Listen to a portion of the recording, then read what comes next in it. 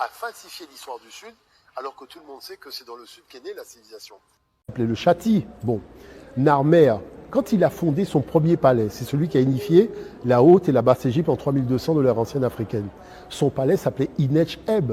Quand vous traduisez Inech-Eb en français, ça veut dire la Maison Blanche, parce que c'est un palais en calcaire blanc. L'aigle à l'aile déployée, c'est le symbole de Narmer, qui est le faucon rouge. Ça veut dire qu'il n'y a rien émanant de la pensée intellectuelle occidentale déjà sur le billet $1. Et c'est sur le billet $1, ils veulent imposer leur hégémonie sur le monde, alors qu'il n'y a rien qui correspond à la maturation de leur pensée. Quel est le problème? Le problème, c'est qu'il y a un déficit de connaissances dans le monde africain. Parce que s'il y avait cette connaissance-là, on ne serait pas impressionné, on ne chercherait pas nos modèles civilisationnels à l'extérieur du continent africain. Et c'est par l'enseignement qu'il faut le régler, c'est par les médias aussi. Donc l'enjeu, c'est quoi? Il faut réadapter à l'actualité scientifique le modèle d'enseignement au Cameroun. Je m'intéresse aux chercheurs que vous êtes, à l'historien, je m'intéresse à l'auteur, je m'intéresse à vous comme personne. Il s'est dit que vous avez rejeté votre prénom occidental, Jean-Philippe, pour affirmer vos origines africaines. Vous avez pris un autre nom, comment expliquer ça?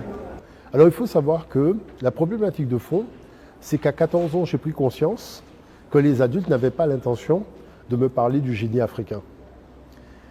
Quand j'ai été au bac, j'ai soulevé la problématique de la source d'information. Vous savez, j'ai commencé les humanités classiques africaines avec une structure qui avait été créée par des Camerounais à Paris, dans le 12e arrondissement, qui est la Siva Serva. Et notre cher professeur Doukaya, c'était lui qui enseignait donc à l'époque à l'Institut. La chose, c'est qu'il s'est produit un problème, mes très chers. C'est que lorsque les services français se sont rendus compte que des jeunes des Antilles découvraient leur histoire africaine au sein de la Siva Serva, ils ont demandé, il y a des articles de presse pour vous le prouver, de faire fermer la Siva Serva. Donc c'est pour ça que je suis très reconnaissant à cette famille camerounaise qui m'a permis dans ma quête de la connaissance de trouver cette structure qu'ils avaient créée dans le 12e arrondissement, même si c'est ma présence qui a quand même fait qu'ils ont tout perdu, il faut se le dire clairement. Mais la chose qui est importante aujourd'hui, c'est que le désir de l'Omotunde, c'est celui qui revient vers ses racines, celui qui revient vers ses ancêtres. Parce qu'on a voulu le faire partir à son insu, mais il n'est pas rentré dans le traquenard. Maintenant, le Kalala, c'est l'école dioppienne, donc qui a choisi le terme Kalala, c'est un terme de la royauté du Congo, notamment au niveau du Congo RDC. C'est celui qui doit expertiser la situation pour trouver les solutions pour grandir les hommes. Et la dimension de Nusiere, c'est-à-dire que l'idéal, ce n'est pas le mien. C'est un idéal de lumière, c'est-à-dire qu'on est venu sur Terre, il faut accomplir ce qu'il faut pour faire briller la lumière à l'intérieur des hommes. Vous savez, le fond de ma démarche, c'est de combattre deux choses. Le complexe d'infériorité des Africains, parce que ça ne peut plus durer. Il faut qu'on arrête. Aujourd'hui, tout est exprimé dans les documents scientifiques. Nous ne disons plus les choses en l'air, c'est clair. Maintenant, l'enjeu, c'est qu'il y a le complexe de supériorité de l'occidental.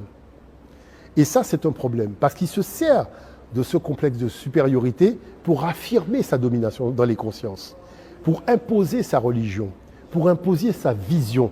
Professeur, dans nos recherches documentaires, on apprend que dans les recherches génétiques qu'on a pu faire dans votre famille, il se trouve que vous avez les origines camerounaises. Oui, alors c'est-à-dire que moi, en fait, je suis parti à Washington, donc dans le laboratoire du Dr Kittle, parce que Dr Kittle est venu en Afrique, il a pris une base de données de plus de 30 000 ADN.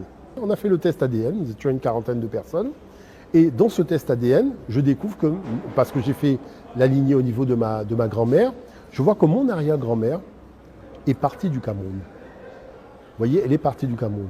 Mais après, je me dis, mais attends, mais il y a quelque chose qui ne va pas. Sur 40 personnes, on a au moins 10 personnes dont l'arrière-parent est parti du Cameroun. Donc comment ça se fait que dans nos manuels scolaires, la place du Cameroun est inexistante? Je vois que, comme beaucoup de pays africains, le Cameroun s'oriente vers la production hydroélectrique. Ça coûte super cher, il ne faut pas arrêter un fleuve. Très souvent d'ailleurs, en Afrique, on a des tensions au niveau des peuples voisins quand un pays construit un barrage hydroélectrique. Alors que nous, en Guadeloupe, nous avons la seule usine de France en géothermie. Et cette géothermie, avec la configuration du sol et du sous-sol au niveau du Cameroun, mais vous avez la possibilité, non seulement on a la possibilité au Cameroun, d'avoir des usines qui fonctionnent sur la géothermie. Je vais vous expliquer quelque chose. Depuis que j'ai commencé à parler de géothermie chez moi avec les ingénieurs panafricains, nous avons quand même reçu des appels de gens du Qatar. Parce que le problème du Qatar, oui, ils ont le pétrole. Tout le monde dit, ah oui, tu as vu comment le Qatar... Mais le Qatar n'a plus que 20, voire 30 ans de pétrole. C'est-à-dire qu'après-demain, c'est fini. Le parc d'attractions qu'on appelle le Qatar, c'est terminé.